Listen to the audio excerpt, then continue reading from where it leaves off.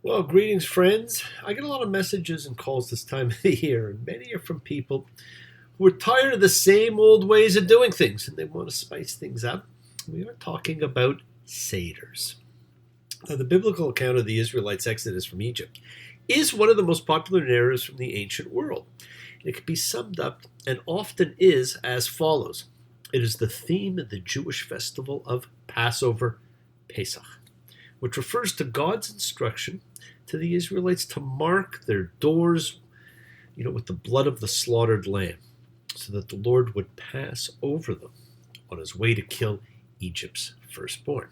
Now, it's not a bad summary, not necessarily the best summary, but it does have the major highlight. Now, I'd summarize it a little bit differently, perhaps as the ritual of protection from death, the overcoming of bitterness, anger, and sadness in life, and the joining of the ranks of the holy. It's also celebrated by Christians who regard it as the Feast of Maundy Thursday, the night on which the Last Supper is generally thought to have taken place. And of course, the Last Supper was Jesus' last Seder. Now, Maundy, it's a strange word. It comes from a Latin verb from the Vulgate Bible, which we've talked about before, mandatum, command. But it's in reference to Jesus' commands after he washes the feet of the disciples, perhaps the first recorded penny in history. It is a festive occasion, and this is the time of Passover, and I did promise I would get a Passover type of Seder or service available for you all, so that maybe you can get some ideas for your own Seders over the next couple of days. And this is the time of the year where we should be welcoming family, friends, and strangers to join you. So let's welcome all those who come into our lives in this congregation of spirit, Beth Ruach, from Psalm 133, which begins, "How good and how pleasant it is when people live together in harmony." Hine Tov. May these words be a blessing for all who have come to your Seder table this evening, or whatever evening. Friends, as we travel along the path of our lives, it is the people we meet who can change us. Hine Tov.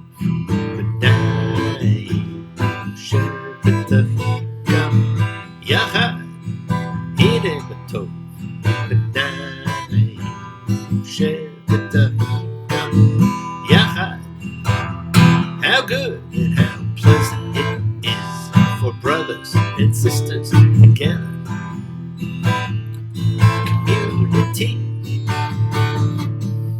community, community, together. And it is good and pleasant and a blessing in all lives. Now, thank you, friends, for allowing me to be here to help celebrate with you. Well, a pretty amazing event, one that has been recreated for close to 3,500 years now. And in recreating this event, people the world over use a book called a haggah. There are well over 3,000. I know you can't see me right now, but here, there's well over 3,000 different types of haggadot that people can use, which is also pretty amazing. Now, I have many different ones, and I enjoy them all. But of course, the Maxwell House one is still the world's most popular. Now, Seder, the event that everybody's going to be having over the next couple of days, is a word that means order. And there are 15 steps to the order of the evening, and during the course of which you will traditionally have 4 cups of wine, vegetables dipped in salt water, flat, dry cracker-like bread known as matzah, but which has an amazing significance, bitter herbs, usually horseradish, and lettuce dipped in haroseth, a concoction of nuts, apples, and wine, and a festive meal. Now, those are just the key highlights for you. Now, each of these are part of this 15-step dance that combines sights, sounds, smells, tastes, the sensations of our lives. So let's engage our senses before we do anything else and make this a sensual occasion. By borrowing from the ceremony that marks the end of the sacred time, the Havdalah, the separation, let's bring our intention, our kavanah, into our ability to engage each sense to its fullest as we become one with the change of energy from winter to spring, from dormancy to life, as we become fully present, fully conscious in the moment. It is an awakening of spirit. And you have all these things at your fingertips. You have candles, you have wine. Um, so we're just going to invoke all the spirits. I don't have them all in front of me, but I know you all have them, and if not, you can certainly picture them in your mind. Baruch atah Adonai Eloheinu melech haolam asher kitshanu b'mitzvotav v'tzivanu lahadlik ner shel Yom Tov. See, we begin with candles in our vision. Flame reminds us that within each of us lives the divine fire that can illuminate the darkest of places. May this light enable you to see the work that needs to be done and the awesome majesty of creation. Blessed are you, source of life. Makes us holy with commandments and instructs us to kindle the lights of this good day. Now, grab yourself a glass of wine or juice or whatever you like to have. We raise our cup thankful for the partnership we have with creation. May the fruits of earth nourish each of us and sustain us throughout our journey. Baruch atah Adonai Eloheinu melech haolam borei pri haggah. Blessed are you, source of life, who creates the fruit of the vine. The invisible, the sense of smell, comes to us through the air. We breathe in the fragrances of life and we awaken. And in our breath, we sound the name of the Creator, awakening us to the creative force that gives breath to all life. May the breath of the universe rouse each of us to strength and to passion. Baruch atah Adonai Eloheinu melech haolam borei minei v'samim. Blessed are you, beloved one, who creates varieties of spices. Now, friends, we think a touch through our hands, holding a beloved, comforting a friend, planting a garden, wrapping ourselves in the talit, the cloth and traditions of our ancestors. May we always know the love and safety we can find wrapped within our own rich traditions. Baruch atah Adonai Eloheinu melech haolam asher kitshanu b'mitzvotav v'tzivanu el mitzvat tzitzit. Now, blessed are you, O great God, who commands us to wrap ourselves in the radiance of creation. Friends, there is a rhythm to the day, to the week, to the year, to life itself, and to all creation. And we need to invoke our senses for it. So whether we know the words or just hum along, we can always feel the music of life. May we all continue to hear it, to dance to our own beat. May the source of life and all it is be a blessing to you. Now, as I said, on this holiday, we read a book called the Haggadah, and the opening of every Haggadah story is, we were slaves to Pharaoh in Egypt. Well, Haggadah is a word that means to tell. And it comes from Exodus 13:8.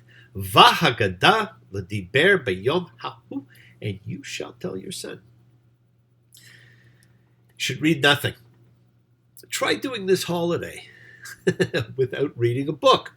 You may face a large table of people with nothing to say.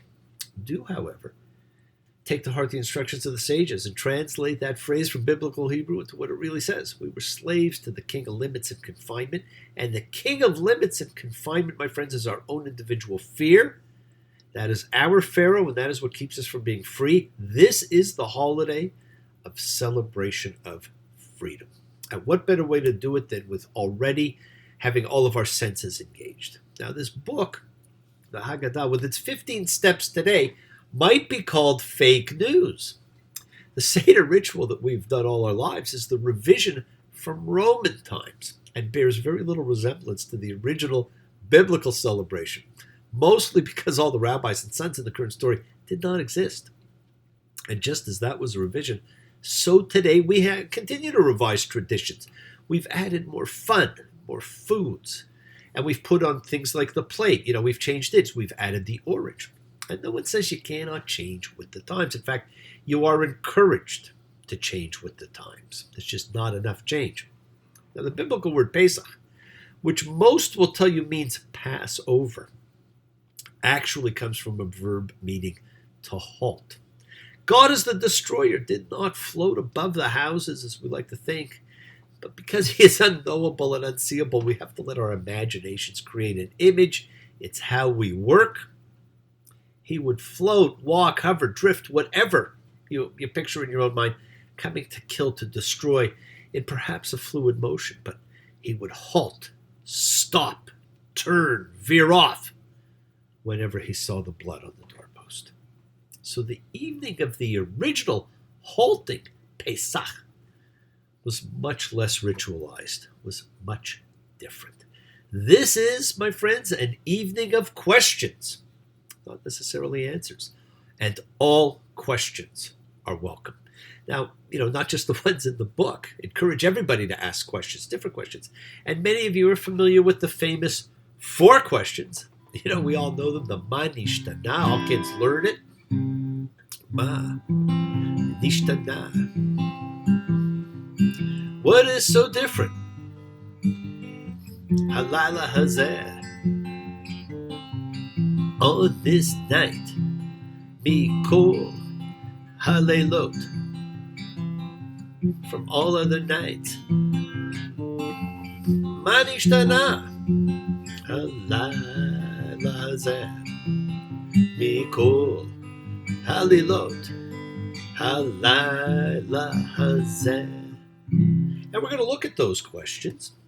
This was the most important holy day in the Torah. And it's too bad that celebrating freedom has actually taken a back seat to asking for forgiveness. But that is how we have progressed. You would think that as we progress, we should be better human and spiritual beings all the time, not worse. We should not transgress against our fellow travelers, against the earth and its other inhabitants and components, against our spirits and essences, and against whatever we hold as our universal truths or God. But it seems the more advanced we think we get, the further behind we fall, and our egos keep us from seeing just what we do and how blind we have become. This is the time to set yourself free, especially from your ego. Freedom is your ability to be you, so I will ask you the first question, not generally thought to be one of the famous 4, and it's in 3 parts. Who are you? And of course, who do you want to be? And more importantly, my friends, what is stopping you? I want you to think about those. Now, this may very well be the oldest religious ritual in history, although I think it is probably the second oldest. The oldest being part of the Day of Atonement ritual, but it had a different purpose then. But that's another story. This one is the story of man's search for freedom and his inalienable, God-given right to be free. It's a fantastic story. But too often it is lost in the dogma of ritual and reading and lack of personal meaning. And that's why I get asked, how can we change this?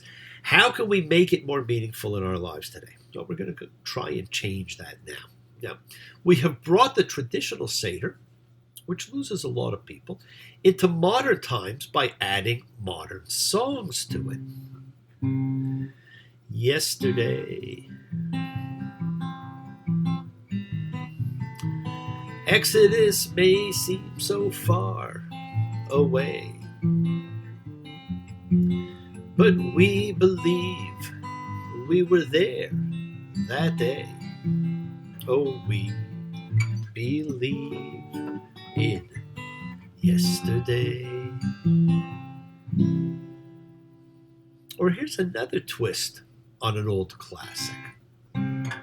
Take me out to the Seder with friends and family.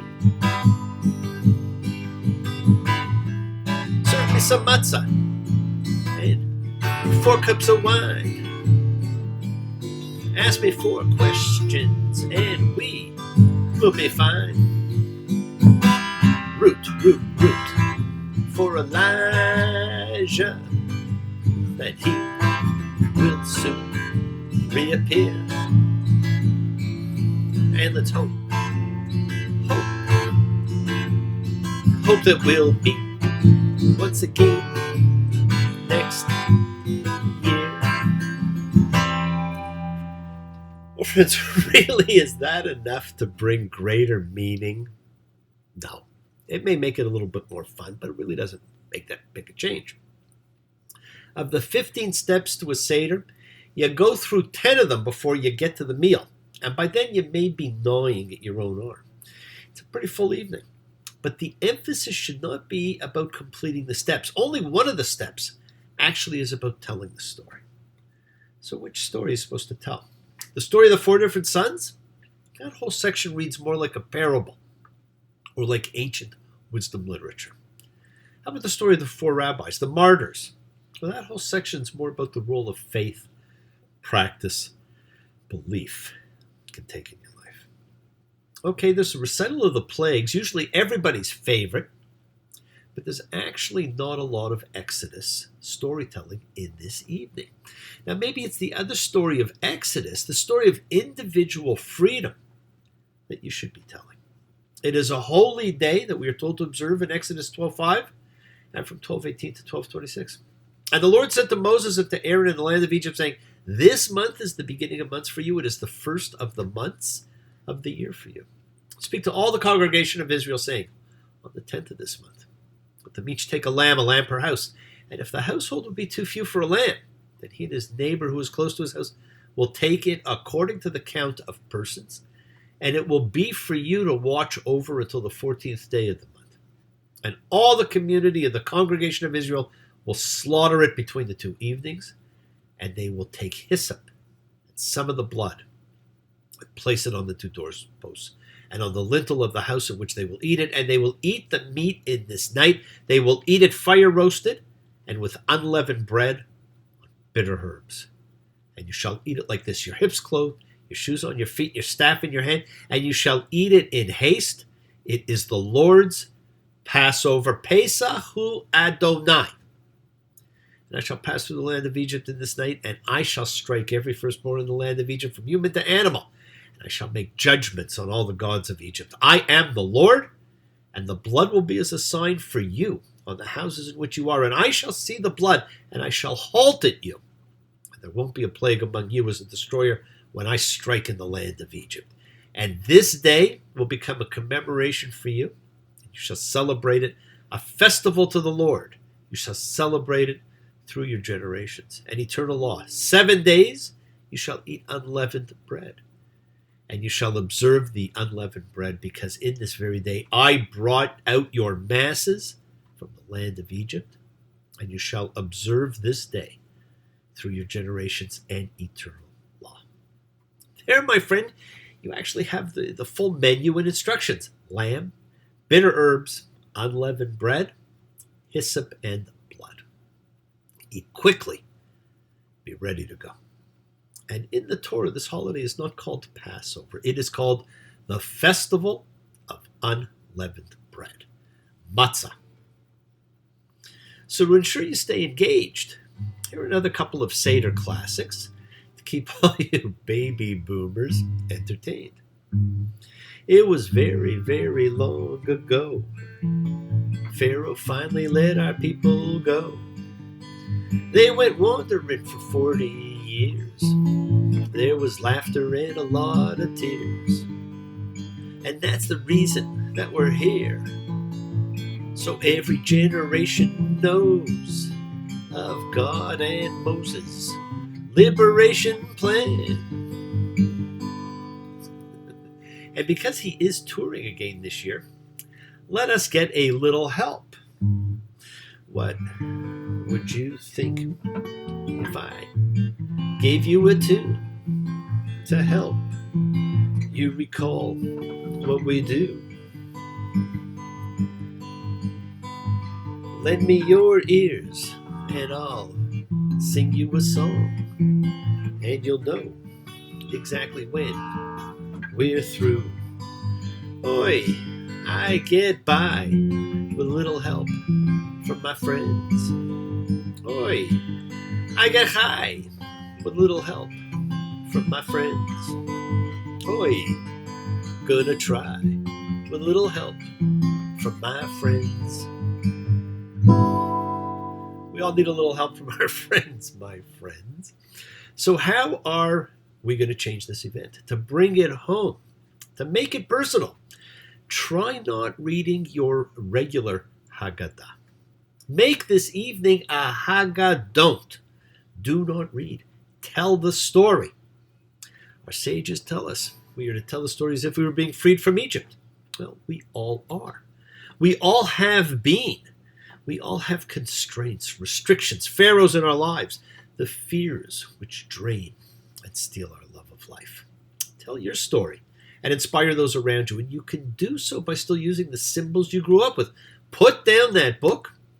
Tell the story by looking at the Seder plate. Okay, this is a plate from Roman times, so it has a few more things on it. But since we all have familiarity with this plate, and we all have a Seder plate either in front of us or in our minds, let's tell the story of freedom from the food alone. Now, one of the more famous things is, of course, the green vegetable, usually parsley, the first fruit of the season of the earth, which we dip in salt water to remind us of our tears. There's truth in that, but it represents something else, my friends, far deeper, far more symbolic.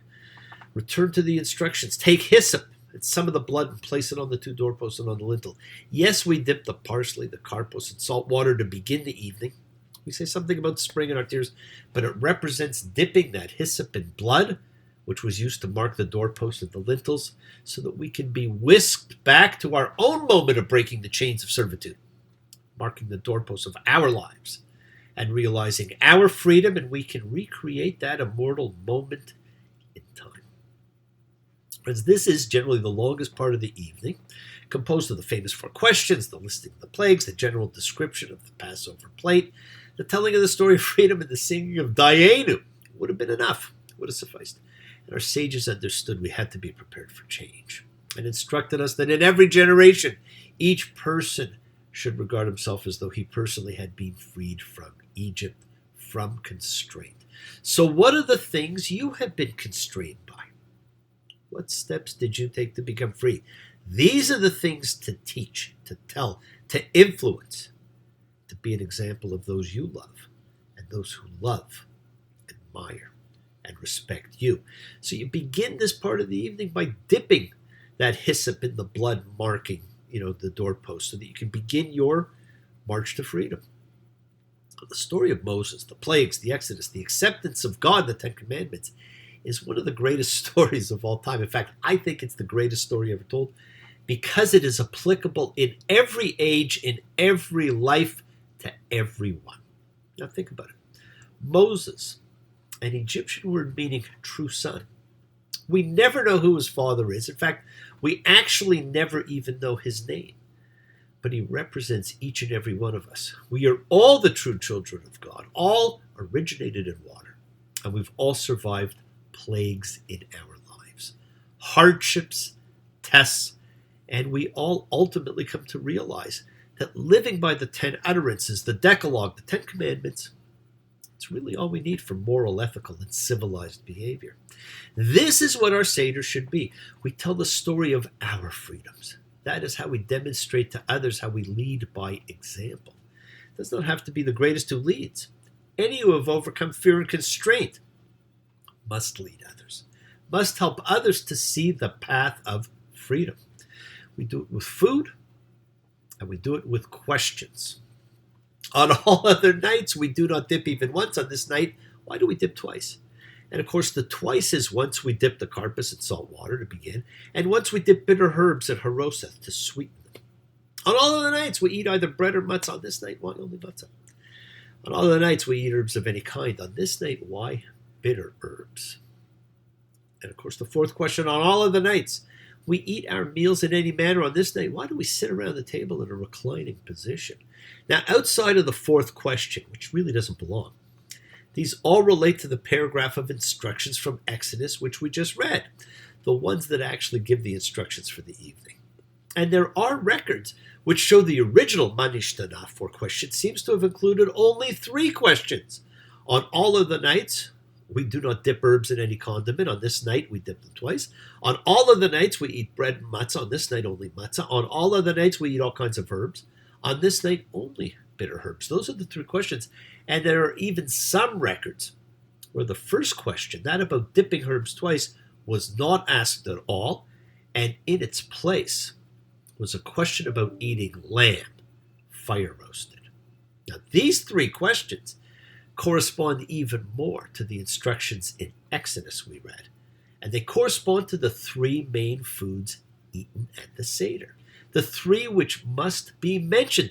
The 3 we spoke of. The 3 which remind us of the ritual of protection from death, the overcoming of bitterness, anger, and sadness in life, and the joining of the ranks of the holy. Those 3, that's it, boom.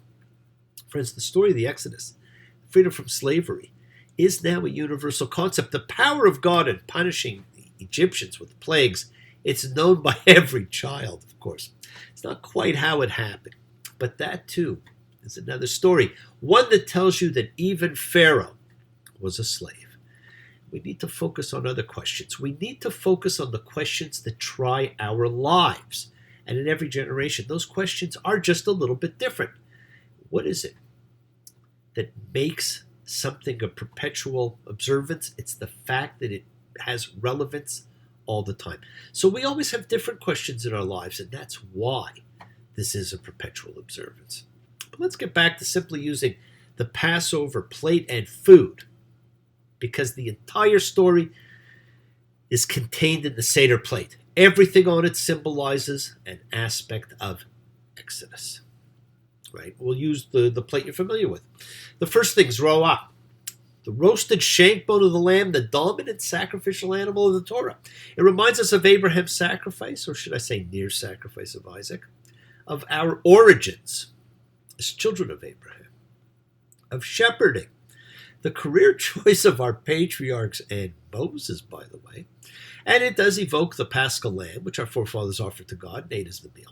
Now, Rashi viewed shepherding as the career choice of the intellectual. It took little effort and allowed plenty of time to think. Maybe I should become a shepherd. Beitza, the boiled egg whose roundness symbolizes the circle of life and death, the universal symbol from every society. The world egg or cosmic egg, as we see in so many cultures, the primordial being comes into existence through hatching from the egg, such as Ra to the Egyptians, arising from the primordial waters of earth, like the Greek Omphalos. The egg-shaped navel of the earth is honored at Delphi. And I've been to Delphi and I've seen the Omphalos.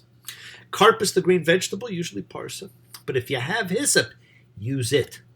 First fruit of the season, which we dip in salt water to remind us of our tears and of the lintels and the doorposts. Maror, bitter herb to remind us of the bitterness of Egyptian bondage and slavery. But it really signifies the bitterness of any confining situation in our lives, when we feel overwhelmed.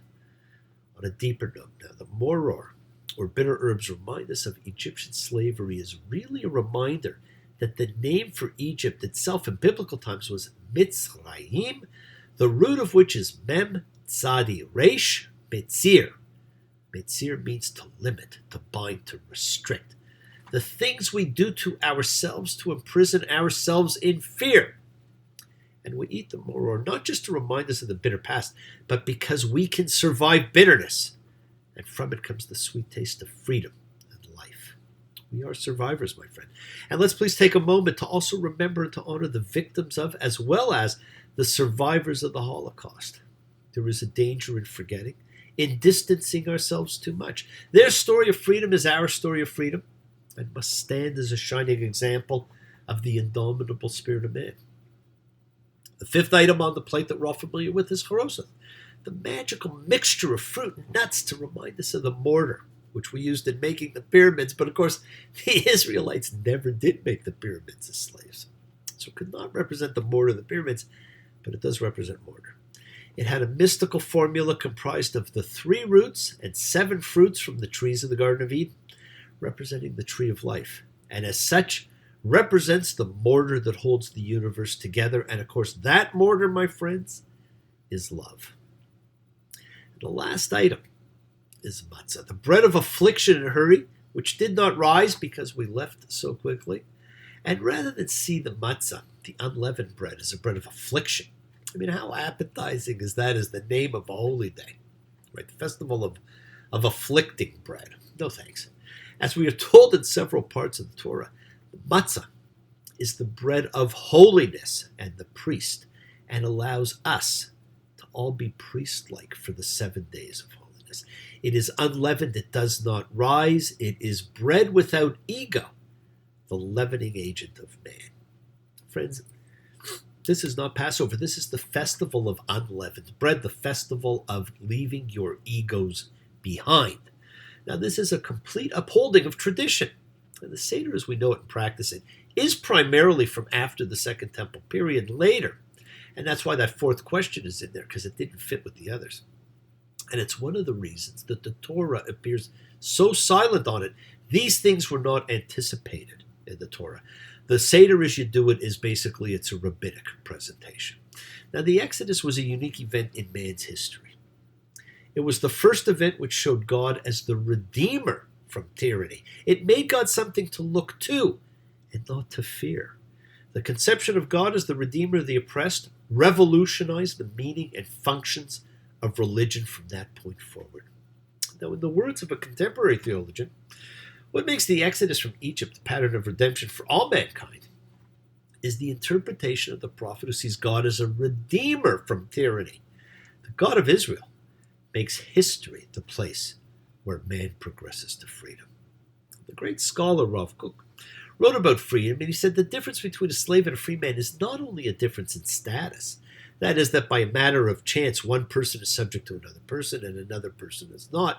We can find a wise bondman whose spirit is filled with freedom, and a free man who has the spirit of slave.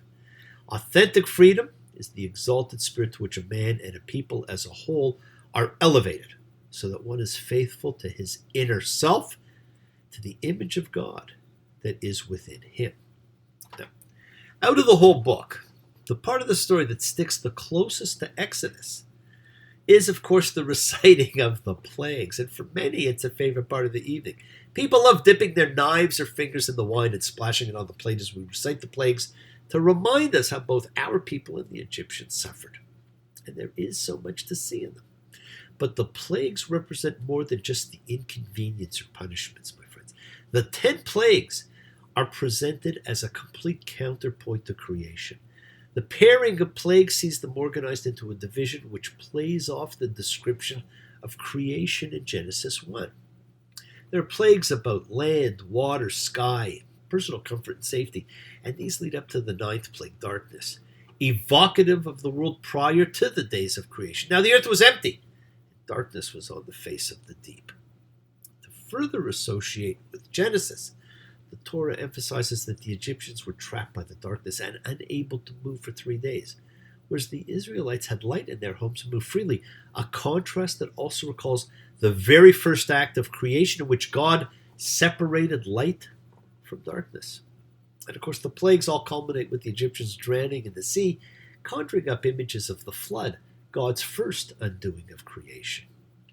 And on this night of questions, we have to ask ourselves whether these plagues may still be plaguing our lives by events that happen to us, by things we do to others, by things we do to ourselves. In this evening of questions, ask yourself, have you fought the plagues? Have you brought the plagues? Now, the answer to both is probably yes. Blood, the life force of man, his ki, his soul, his nefesh, his ruach. It flows through the blood. Has my lifeblood been cut off? Has my energetic love of life and experience been curtailed? Have I cut off another's? Frogs. We all know when you touch a frog, you get a wart. What are the warts in my life? Now, lice, they may not kill you, but they are bloodsuckers. Are there bloodsuckers in your life? Where are you being a bloodsucker in another's? A rav.